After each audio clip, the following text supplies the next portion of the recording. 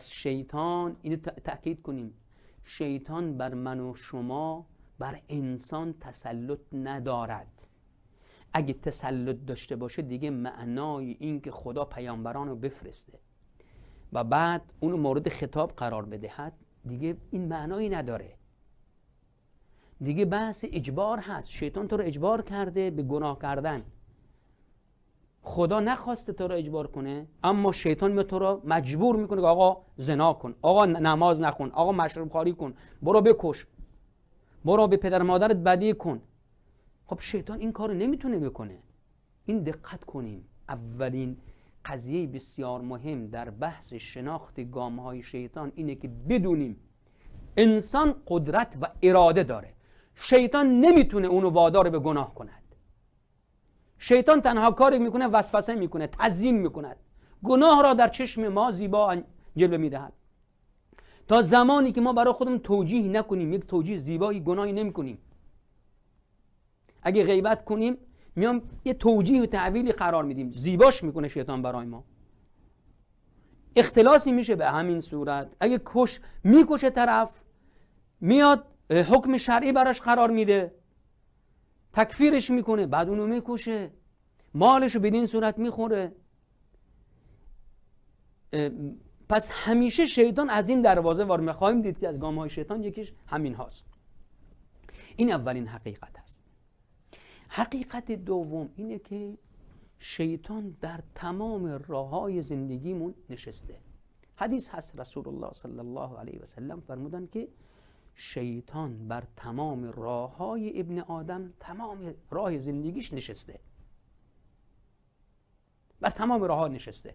خب در قرآن هم میخونیم دیگه. شیطان گفت که ثم لآتینهم من بین ایدیهم و من خلفهم و عن ایمانهم و عن شمائلهم. چی موند؟ میگه از جلو، از پشت، از راست، از چپ، از هر طرف بهش حمله میکنم. لأقعدن لهم صراطك المستقیم، بر راه مستقیم تو میشینم. نشسته، خسته نمیشه، 24 ساعت کارشه، اصلا کارش اینه دیگه. پس این حقیقت رو باید بدونیم که شیطان در تمام امور زندگی میخواد با وسوسه ما رو گمراه کنه. در حدیث هم هست که رسول الله فرمودن که شیطان بر راههای در امور زندگی انسان نشسته، هر راهی بره نشسته، به خصوص راه مستقیم. در ابتدا اولین راه که نشسته میگه که آیا تو دین پدر و آبا و اجدادت رو رها میکنی؟ میخوای از اونها رو بگردانی کنی؟ یعنی از هر راهی وارد میشود، از هر راهی پس وارد میشود. این دومین حقیقت هست که باید دقت کرد که شیطان اولا بر ما تسلطی نداره، ثانیاً شیطان تمام کوشش خودشو برای گمراه کردن ما به کار میبره. در هر کاری وارد بشیم. بدین خاطر هم ما موظف هستیم که همیشه از خداوند تقاضا کنیم که راه راست رو به ما نشون بده، ما را ثابت قدم نگه دارد. در هر رکعت نماز از خدا میخوایم که اهدنا الصراط المستقیم، راه مستقیم را به ما نشون بده، هدایتمون بده، ثابت قدم نگهمون بدار. در هر کاری ما اگه توفیق خدا نباشه دچار لغزش میشیم.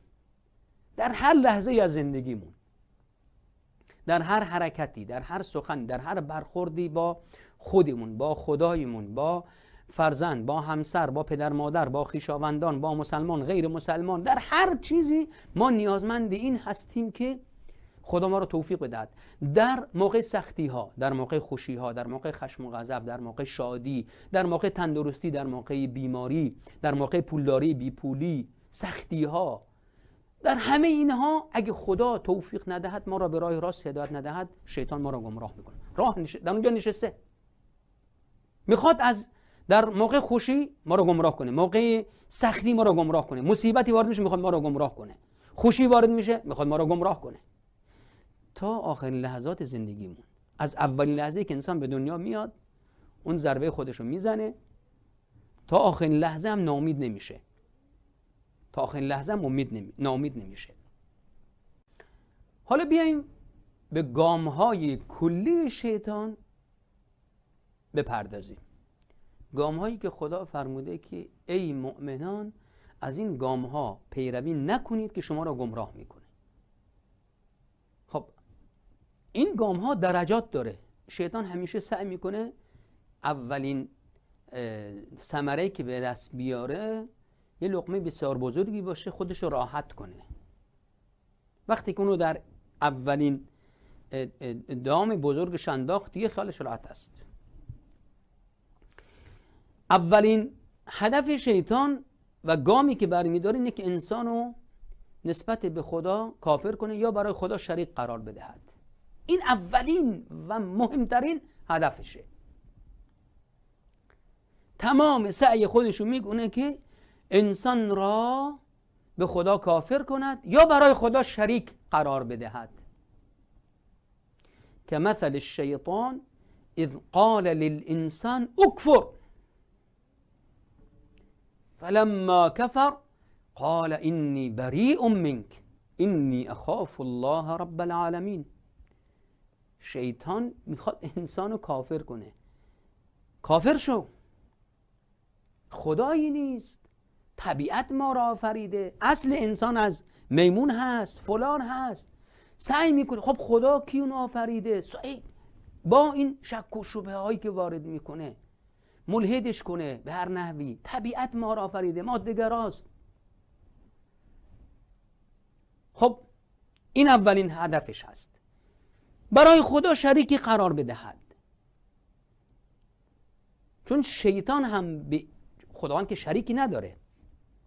وقتی انسان میاد برای خدا شریکی قرار میدهد، در حقیقت کی را پرستیده؟ آیا خدا را پرستیده یا شیطان که امر کرده به این که برای خدا شریک قرار داد؟ خداوند دائما میفرماید که اینها خدا را نمیپرستن، اینها شیطان را میپرستن، اینها شیطان پرست هستند. شیطان امر میکنه که برای خدا شریک قرار بدید، انسانها را گمراه میکنه.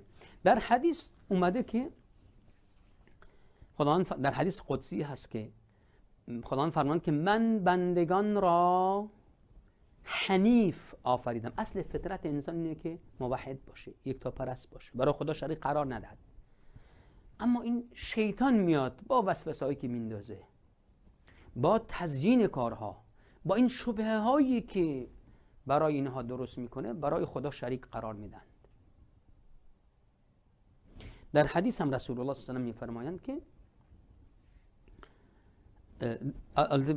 در حدیث نیست، سخن عبدالله بن عباس هست، چون بحث این گمراه کردن انسان هست که میخواد در شرک وارد کنه، در کفر وارد کنه. اما حتی رسیدن به این مرحله هم شیطان به یک باره که انسانو نمیداده در شرک و کفر. انسان بالاخره خدا بهش عقل داده، ذره عقل خودشو به کار بندازه این کار انجام نمیده. کسی که میکشد